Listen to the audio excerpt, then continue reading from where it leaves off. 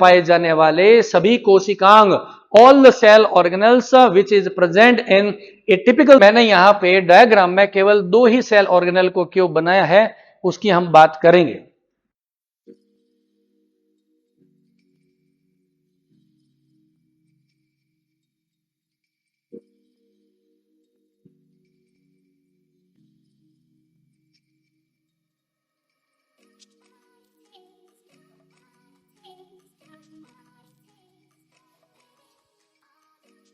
Hello students, कैसे हैं? आपने हमारी पुरानी वीडियो में जेनेटिक्स के बारे में पढ़ा था कि जेनेटिक्स क्या होती है और इनहेरिटेंस क्या होती है। जेनेटिक्स का मतलब विज्ञान की वह शाखा जिसमें हम आनुवंशिकता का अध्ययन करते हैं, और इनहेरिटेंस का अर्थ होता है आनुवंशिकी, यानी किस प्रकार से एक जनरेशन से दूसरी जनरेशन में लक्षणों का यानी कि जीन्स का ट्रांसमिशन होता है, संचरण होता है, उसे हम इनहेरिटेंस बोलते हैं। यहां पे आज का जो टॉपिक है उसका नाम है साइटोप्लाज्मिक इनहेरिटेंस। साइटोप्लाज्मिक इनहेरिटेंस यानी ऐसी वंशांगति जो कि कोशिका द्रव्य के द्वारा हो रही है, by the mean of cytoplasm, that is called as the cytoplasmic inheritance. उससे पहले इसकी हम डिटेल को समझे, उससे पहले मैं आपको जनरल कॉन्सेप्ट समझाना चाहूंगा इनहेरिटेंस के। उसके बाद में हम देखेंगे कि what is exactly difference between the nuclear inheritance and the cytoplasmic inheritance. तो सामान्यतः प्रजनन के दौरान क्या होता है, आपने पढ़ा है जब कभी भी जंतुओं में या पादपों में सेक्सुअल रिप्रोडक्शन होता है तो फीमेल के द्वारा फीमेल गैमेट के रूप में यानी कि मादा युग्मक के रूप में अंडों का विकास होता है, और जंतुओं में नर युग्मक के रूप में शुक्राणु अर्थात स्पर्म का विकास होता है। तो यहां पे हम उसकी स्ट्रक्चर को देखते हैं। जैसे हमने कहा कि ये है एक एग है जिसको हम बोल रहे हैं फीमेल गैमेट। ये क्या है? ये हो गया एक एग, और एग को हम क्या बोलते हैं? हम बोलते हैं फीमेल गैमेट। ये सब प्रजनन के चैप्टर में आपने, रिप्रोडक्शन वाले चैप्टर में आप डिटेल में पढ़ चुके हो। अभी हम कॉन्सेप्ट की बात करेंगे, हम टॉपिक में समझाना क्या चाह रहे हैं। और हम ये कहते हैं कि ये जो ओवम होता है, एग होता है, उसमें एक होता है न्यूक्लियस, और उस न्यूक्लियस को हम बोलते हैं प्रोन्यूक्लियाई बोलते हैं, प्राक केंद्र का बोलते हैं, प्रोन्यूक्लियाई कहते हैं। न्यूक्लियस नहीं कह रहे हैं, न्यूक्लियस जब कभी हम एनिमल के रेस्पेक्ट में न्यूक्लियस बोलते हैं, इसका मतलब वो द्विगुणित है, डिप्लॉइड होता है। और हम जानते हैं कि सभी युग्मकों में, गैमेट्स में क्रोमोसोमल कंपोजिशन क्या रहता है? अगुणित या हैप्लॉइड होता है। इसलिए इसको हम क्या बोलते हैं? प्रोन्यूक्लियाई बोलते हैं। यह एन होता है, अर्थात हम इसे क्या बोलते हैं? हैप्लॉइड या अगुणित बोलते हैं। Single set of the chromosomes होते हैं। जैसे ह्यूमन बीइंग में कितने होते हैं? 46 क्रोमोसोम है, तो ओवम और स्पर्म में 23 क्रोमोसोम्स होते हैं। हम उसी की बात कर रहे हैं। तो इनमें कई एग है।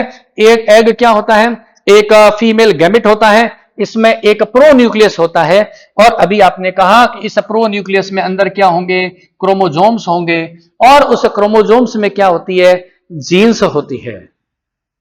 और इस एग में वो सभी प्रकार के सेल ऑर्गेनल होंगे जो एक टिपिकल सेल में होते हैं। एक प्रारूपिक कोशिका में पाए जाने वाले समस्त सेल ऑर्गेनल्स इस एग में होते हैं। यहां पे मैं मार्किंग के रूप में केवल एक सेल ऑर्गेनल की बात कर रहा हूं। यहां पे हम ये लिखेंगे, यहां पर इसमें क्या है? सेल ऑर्गेनल के रूप में इसमें माइटोकॉन्ड्रिया होते हैं, माइटोकॉन्ड्रिया।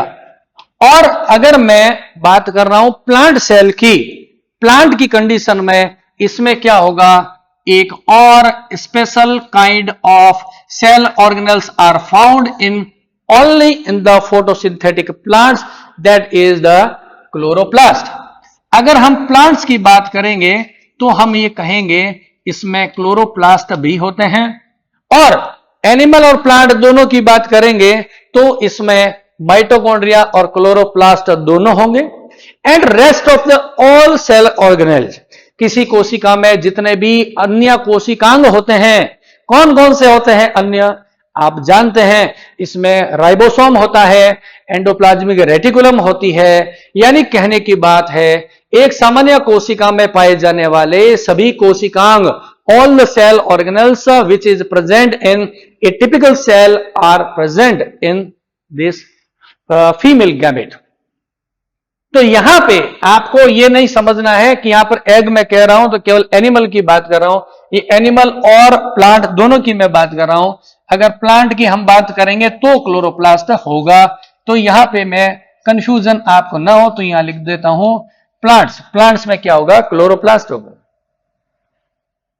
बहुत काम की चीज आएगी और अभी आपको यह क्लियर होगा कि मैंने यहां पे डायग्राम में केवल 2 ही सेल ऑर्गेनल को क्यों बनाया है, उसकी हम बात करेंगे। अब यहां पे हम मान लेते हैं कि इसका फर्टिलाइजेशन हो रहा है। इसका फर्टिलाइजेशन किसके साथ हो रहा है? इसका फर्टिलाइजेशन हो रहा है एक मेल गैमेट से। यह है एक मेल गैमेट। यहां पर मैं लिख देता हूं मेल गैमेट, आप कंफ्यूज ना हो इसलिए मैंने यहां पर स्पर्म वर्ड नहीं लिखा है, मेल गैमेट है। यह भी कैसा होता है? एन यानी कि हैप्लॉइड होता है। नंबर ऑफ क्रोमोसोम्स हाफ होंगे, अगुणित है। यानी मेल और फीमेल गैमेट का जब आपस में फ्यूजन होगा, मेल और फीमेल गैमेट का जब फ्यूजन होता है और फ्यूजन से जो एक सेल बनती है डिप्लॉइड सेल, उसे आप क्या बोलते हैं? जाइगोट बोलते हैं। जब कभी भी मेल गैमेट है उसका फ्यूजन फीमेल गैमेट से होता है during the course of reproduction, during the course of fertilisation, तो जो बनने वाली सेल है उसे हम क्या बोलते हैं? जाइगोट बोलते हैं। और ये जाइगोट कैसी है? On the basis of chromosomal composition ये डिप्लॉइड होती है। अगर मैं ह्यूमन बीइंग की बात करता हूं, इसको हम समझते हैं ह्यूमन बीइंग के एग्जांपल से। ह्यूमन बीइंग की बात करेंगे तो स्पर्म में कितने होंगे? 23 क्रोमोसोम्स होंगे। ओवम में भी कितने होंगे? 23 क्रोमोसोम्स होंगे। लेकिन अगर एनिमल की बात करें तो क्लोरोप्लास्ट नहीं होगा, ये आप जानते हैं, ये तो मैंने बनाया है आपको बताने के लिए। और जब फर्टिलाइजेशन होगा तो जाइगोट में कितने क्रोमोसोम्स हो जाएंगे? 2n हो जाएंगे, यानी 46 हो जाएंगे। इसलिए जाइगोट को हम क्या बोलते हैं? जाइगोट एक है डिप्लॉइड द्विगुणित कोशिका होती है। अब यहां पे निषेचन के फर्टिलाइजेशन के सारे प्रोसेस में हम नहीं जाएंगे। हम जानते हैं कि जब कभी भी एनिमल्स में फर्टिलाइजेशन होता है तो ये स्पर्म क्या प्रोवाइड करता है? Sperm only provide pronucleus. ये जो स्पर्म्स होते हैं, स्पर्म्स की बात कर रहे हैं, या जिसे मैं कहूं ये मेल गैमेट्स, ये क्या प्रोवाइड करते हैं? ये ओनली प्रोवाइड करते हैं प्रोन्यूक्लियस। प्रोवाइड ओनली क्या? Pronucleus, male pronuclei, only provide male pronuclei. यानी जब हमने कहा कि स्पर्म इस ओवम के साथ में फर्टिलाइजेशन करेगा, this sperm only provide male pronuclei, rest of the all cell organelles of the sperm will be disappear. केवल प्रोन्यूक्लियस जा रहा है। तो यहां पे हम कहेंगे जो जाइगोट बन रहा है, इस जाइगोट में क्या होगा? यहां पे मैं जाइगोट को ड्रॉ करते हैं, यह हो गया जाइगोट का न्यूक्लियस। और इस जाइगोट के न्यूक्लियस में जो हैप्लॉइड क्रोमोसोम्स है मेल फीमेल के, वो इसके अंदर है, और मेल गैमेट के जो क्रोमोसोम्स हैं वो भी इसमें हैं। तो इसका अब न्यूक्लियस का गुणसूत्रीय विन्यास, क्रोमोसोमल कंपोजिशन क्या हुआ? 2n होता है।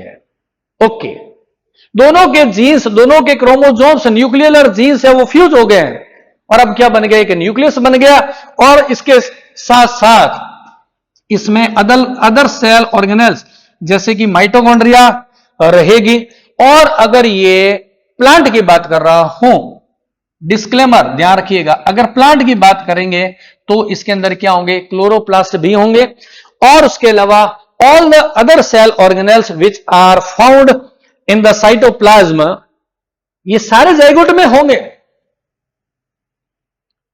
यानी हमने ये कहा कि this is the transmission of cell organelles from mother to the progeny.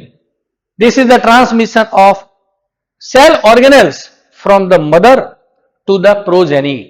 एक नया जो संतति उत्पन्न होती है वो सभी प्रकार के कोशिकांगों को किससे प्राप्त करता है? मदर से। और अगेन नेक्स्ट जनरेशन में भी किस में जाएंगे? मदर के साइटोप्लाज्म के थ्रू।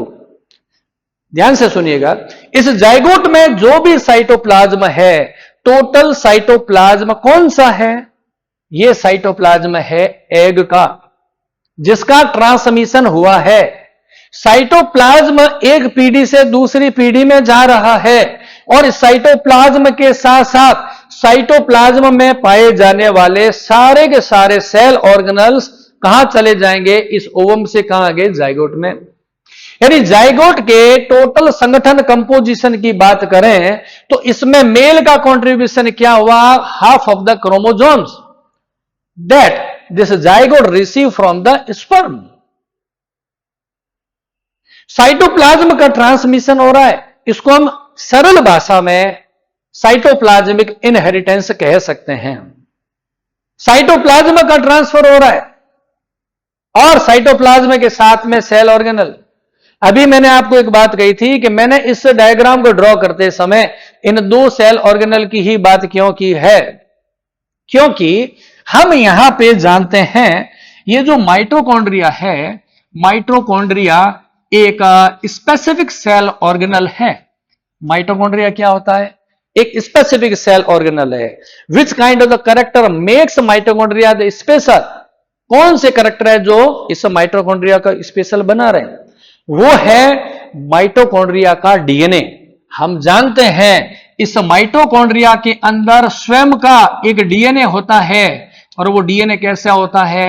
हमने कहा डबल स्ट्रैंडेड होता है और कैसा होता है? सर्कुलर होता है। ठीक है ना? Double stranded circular DNA is found in the mitochondria. ऐसा होता है। इसको सिंप्लीफाइड तरीके से हम बनाएं तो हम इसको इस तरीके से बना सकते हैं। टॉपिक को बहुत ध्यान से समझना है, धीरे धीरे समझना है, जल्दबाजी नहीं करनी है। ऐसा डबल स्ट्रैंडेड और सर्कुलर डीएनए माइटोकॉन्ड्रिया में होता है। माइटोकॉन्ड्रिया में कहां होता है? हम जानते हैं कि माइटोकॉन्ड्रिया एक दोहरी झिल्ली से बना कोशिकांग है। This is a double membranous cell organelle. इसकी स्ट्रक्चर में दो झिल्लियां होती है। एक झिल्ली को क्या बोलते हैं? आउटर, दूसरी होती है इनर मेम्ब्रेन। इसका भी हम एक सिंप्लीफाइड डायग्राम बनाते हैं, साथ में समझते रहिएगा कि एग्जाम में बनाना पड़ जाए तो कैसा बनाएंगे। माइटोकॉन्ड्रिया को जब सिंपल तरीके से बनाना हो तो पहले मेरी तरह आप समझें, एक रफली आउटलाइन बना लें। ऐसे आउटलाइन रफ बनने के बाद में आप इसको क्या करें? देखो, फिर आपसे डायग्राम बहुत बढ़िया बनने वाले हैं। ऐसे एक हमने बनाई माइटोकॉन्ड्रिया, जो आप छोटे थे जब स्कूल में, तब भी आपने बुक्स में पढ़ा हुआ है और वहां से लेके अभी तक बड़ी क्लासों में आप ऐसे लगातार पढ़ते आए हैं। और इसमें एक होती है आउटर मेम्ब्रेन और आपने पढ़ा हुआ है इनर मेम्ब्रेन। इस तरीके से ये माइटोकॉन्ड्रिया होता है। ओके, तो ये जो माइटोकॉन्ड्रिया है इसमें दो मेम्ब्रेन्स होती है। पहली मेम्ब्रेन है ये बाहर वाली मेम्ब्रेन, आउटर मेम्ब्रेन बोलते हैं, मेम्ब्रेन नंबर 1। और दूसरी जो मेम्ब्रेन है इसके जस्ट अंदर है मेम्ब्रेन नंबर 2, जो मैंने येलो बनाई है। और इन दोनों मेम्ब्रेन के बीच का जो स्पेस है, जिसको हम बोलते हैं मैट्रिक्स, इन मेम्ब्रेन के बीच का जो स्पेस है उसे हम क्या बोलते हैं? मैट्रिक्स। इसमें यहां अंदर क्या रहता है? डबल स्ट्रैंडेड सर्कुलर डीएनए रहता है। इसी डीएनए की वजह से ये डीएनए जो है माइटोकॉन्ड्रिया में, ये अपने स्वयं का डीएनए, स्वयं का आरएनए बना सकता है, प्रोटीन बना सकता है। इसीलिए हम माइटोकॉन्ड्रिया को क्या बोलते हैं? ऑटोनोमस सेल ऑर्गेनल्स बोलते हैं, स्वायत्त कोशिकांग कहते हैं। और ये डीएनए के विशिष्ट खंड को हम क्या बोलते हैं? जीन्स बोलते हैं। सिमिलरली हम बात करें क्लोरोप्लास्ट की, ये जो आपने बनाया यहां पे क्लोरोप्लास्ट, जिसको हम बोलते हैं हरित लवक। इस हरित लवक के अंदर भी क्या होगा? इसमें भी क्या होता है? इसमें भी माइटोकॉन्ड्रिया के समान इसमें क्या होगा? डबल स्टैंडर्ड और सर्कुलर, डबल स्टैंडर्ड और सर्कुलर डीएनए पाया जाता है, जिसकी वजह से इस हरित लवक जो क्लोरोप्लास्ट है, इसको भी हम क्या बोलते हैं? ऑटोनोमस सेल ऑर्गेनल्स कहते हैं। अब यहां से पिक्चर क्लियर होगी जो मैं समझाना चाह रहा हूं कि मैंने इस जाइगोट में इन दो सेल ऑर्गेनल की बात क्यों कही है। देखिए, मैंने ये बताया कि ये जाइगोट में जो कि नेक्स्ट जनरेशन को उत्पन्न करेगा, उसमें ये माइटोकॉन्ड्रिया और क्लोरोप्लास्ट जैसे सेल ऑर्गेनल कहां से आए थे? मदर की बॉडी से आए थे। और इन माइटोकॉन्ड्रिया और ये जो क्लोरोप्लास्ट है, इसके डीएनए में भी क्या होती है? जीन्स होती है। और इन जीन्स का ट्रांसमिशन किसके थ्रू हो रहा है? साइटोप्लाज्म के साथ। इस जाइगोट ने सारा का सारा cytoplasm including the cell organelles mother से रिसीव किए हैं। तो जैसे इसमें केंद्रक में पाए जाने वाले जीन्स का स्थानांतरण हुआ है, न्यूक्लियोलर ट्रांसफर, सिमिलरली कोशिका द्रव्य में पाए जाने वाली जीन्स, कोशिका द्रव्य में पाए जाने वाली वो जीन्स जो कि माइटोकॉन्ड्रिया और क्लोरोप्लास्ट में, प्लास्टिड में है, उनका स्थानांतरण भी किस में हो गया? जाइगोट में। तो ऐसी जीन्स जो कि माइटोकॉन्ड्रिया में है, क्लोरोप्लास्ट में है, अर्थात प्रोटोप्लाज्म में है, उसका स्थानांतरण एक पीढ़ी से दूसरी पीढ़ी में किसके द्वारा हुआ है? साइटोप्लाज्म के माध्यम से। इसलिए इस वंशांगति को हम क्या बोलते हैं? साइटोप्लाज्मिक इनहेरिटेंस बोलते हैं। साइटोप्लाज्मिक इनहेरिटेंस, इसको हम एक्स्ट्रा न्यूक्लियर इनहेरिटेंस भी कह सकते हैं। नाम अलग अलग है, समझने के लिए ध्यान रखेंगे। हम इसको क्या बोल सकते हैं? एक्स्ट्रा न्यूक्लियर इनहेरिटेंस कह सकते हैं। एक्स्ट्रा न्यूक्लियर क्यों कहते हैं? नाम खुद बता रहा है, वो जीन्स जो एक्स्ट्रा में है, वो जीन्स जो न्यूक्लियस से एक्स्ट्रा में है, उनका इनहेरिटेंस हो रहा है। एक्स्ट्रा न्यूक्लियर इनहेरिटेंस बोल सकते हैं। इसके लिए हम एक और वर्ड काम में लेते हैं, उसे बोलते हैं यूनी पोलर नहीं कहेंगे, यूनिपेरेंटल, यूनिपेरेंटल इनहेरिटेंस। यूनिपेरेंटल क्यों कहते हैं? आप देखो, जाइगोट में जो जीन्स है वो मदर और फादर दोनों से आई है, यानी बाई पेरेंटल जीन ट्रांसफर हुआ है। लेकिन जो माइटोकॉन्ड्रिया में जीन्स है और जो हरित लवक क्लोरोप्लास्ट में जो जीन्स है, वो कहां से आई है? एग से आई है, स्पर्म से नहीं आई है। इसका ट्रांसफर कहां से हुआ है? केवल मदर से हुआ है, सिंगल पेरेंट से हुआ है। इसलिए नाम रखा यूनी पेरेंटल इनहेरिटेंस। पेरेंट माता पिता होते हैं, यूनी एक ही माता पिता, माता और पिता दोनों से नहीं, एक से, यानी मदर से जीन का ट्रांसफर हो रहा है, इसलिए इसे यूनी पेरेंटल इनहेरिटेंस भी कहते हैं। ऐसे डिफरेंट डिफरेंट साइंटिस्ट ने डिफरेंट डिफरेंट इनके नाम दिए गए हैं। इसको हम और नाम लिखने के लिए इसको हम ऐसा भी ले सकते हैं, जैसा मैंने बताया एक्स्ट्रा न्यूक्लियर है तो नॉन न्यूक्लियर इनहेरिटेंस भी कह सकते हैं।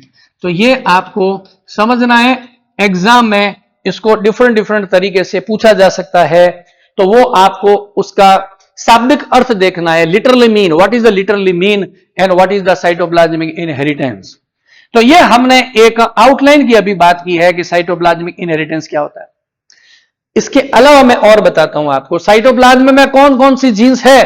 पहला मैंने बताया जो माइटोकॉन्ड्रिया में जीन्स होती है, उसके अलावा मैंने बताया क्लोरोप्लास्ट में जीन्स होती है। परंतु कुछ ऐसी जीन्स होती है जो साइटोप्लाज्म में रहती है सस्पेंडेड कंडीशन के अंदर।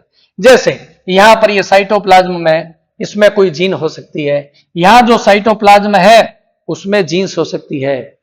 ऐसी जीन्स के लिए हम एक और वर्ड काम में लेते हैं, इसे हम साइटोजीन्स भी कहते हैं। इसे क्या बोलते हैं? साइटोजीन्स भी है। ये फ्री स्टेट के अंदर है। ये वाली जीन्स न तो माइटोकॉन्ड्रिया में और न क्लोरोप्लास्ट के अंदर है। यहां साइटोप्लाज्म में भी कुछ जीन्स होती है, सभी एनिमल्स में नहीं, कुछ विशेष एनिमल्स में, जिसको हम डिफरेंट डिफरेंट एग्जांपल्स में समझेंगे। यहां सरल भाषा में कहें तो आप अभी पढ़ पाएंगे कपा पार्टिकल्स इन द पैरामीशियम, जिसकी डिटेल में मैं वंशांगति को समझाऊंगा, उसमें आप तरीके से समझ पाएंगे कि ये साइटोजीन्स क्या होती है। तो कहने की बात है कि ये जो ट्रांसफर होता है साइटोप्लाज्मिक इनहेरिटेंस का माध्यम क्या है, तो हमने कहा माइटोकॉन्ड्रिया के द्वारा हो सकता है, क्लोरोप्लास्ट के द्वारा हो सकता है, और साइटोजीन के माध्यम से हो सकता है। इसके लिए एक और वर्ड काम लेते हैं, एंडोसिम्बायोंट भी बोलते हैं, एंडोसिम्बायोंट। तो यहां पर एक और मैं टर्म लिख देता हूं, अगर ऑब्जेक्टिव एग्जाम में कहीं पूछ ले तो ध्यान रखना आपको, एंडोसिम्बायोंट या एंडोसिम्बायोटिक इनहेरिटेंस भी हम कह सकते हैं इस पार्ट को, ठीक है ना। और इसका जब कभी भी एग्जाम्पल पूछे तो दो एग्जाम्पल ध्यान रखना है। नंबर 1 एग्जाम्पल है कप्पा पार्टिकल्स, ठीक है ना। कप्पा पार्टिकल्स किसमें होते हैं, पैरामीशियम में होते हैं। और उसके अलावा एक और पार्ट है जिसको हम सिंपल लैंग्वेज में सिग्मा फैक्टर भी कह सकते हैं। किस किस में होते हैं, नाम लिख देते हैं ताकि अलग से नोट नहीं करना पड़े। कप्पा पार्टिकल्स होते हैं पैरामीशियम में, और ये सिग्मा फैक्टर होते हैं ड्रोसोफिला मेलानोगेस्टर, जिसको हम फ्रूट फ्लाई कहते हैं, उसमें ये होते हैं। इनको इंडोसिम्बायोटिक इनहेरिटेंस भी कह सकते हैं, या ये कह सकते हैं cytoplasmic inheritance via cytogenes, that kind of the genes which are present in the cytoplasm. यहां पे आपको मैं कुछ टर्मिनोलॉजी को और समझाना चाहूंगा जो कि सॉल्व्ड क्वेश्चंस और ऑब्जेक्टिव एग्जाम है उसके पर्पज से काम की है। जैसे नंबर 1 है प्लाज्मा प्लाज्मोन, यहां पे टर्म को ध्यान रखें, प्लाज्मोन एक टर्म है। ये जो प्लाज्मोन है क्या है, आप जानते हैं प्रोटोप्लाज्म, सेल में आपने पढ़ा हुआ जीव द्रव्य प्रोटोप्लाज्म।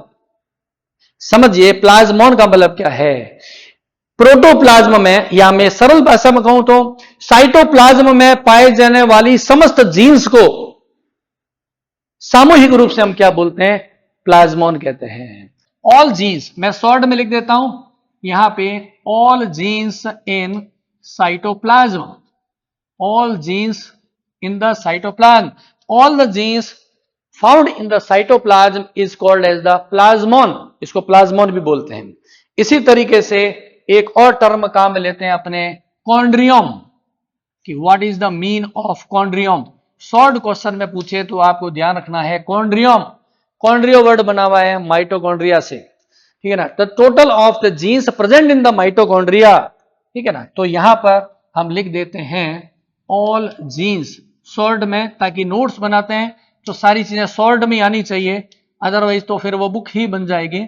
इसलिए अपने लिख रहे हैं यहां पे all the genes present in the mitochondria that is called as the chondriome, and all genes that are present in the cytoplasm is called as the plasmon. तो ये सारा हमने आपको बताया अभी साइटोप्लाज्मिक इनहेरिटेंस का एक एग्जांपल की बात कर रहे थे। और अभी मैं इसके थोड़ा हिस्टोरिकल पर्सपेक्टिव भी बताऊंगा कि साइटोप्लाज्मिक इनहेरिटेंस का कॉन्सेप्ट कहां से आया था। कार्ल कोरेंस एक साइंटिस्ट थे, उन्होंने 1906 में इन द 1906 में डिस्कवरी की थी साइटोप्लाज्मिक इनहेरिटेंस की। तो उन्होंने कौन से एक्सपेरिमेंट से इसकी डिस्कवरी की थी, अभी हम उसी को समझेंगे।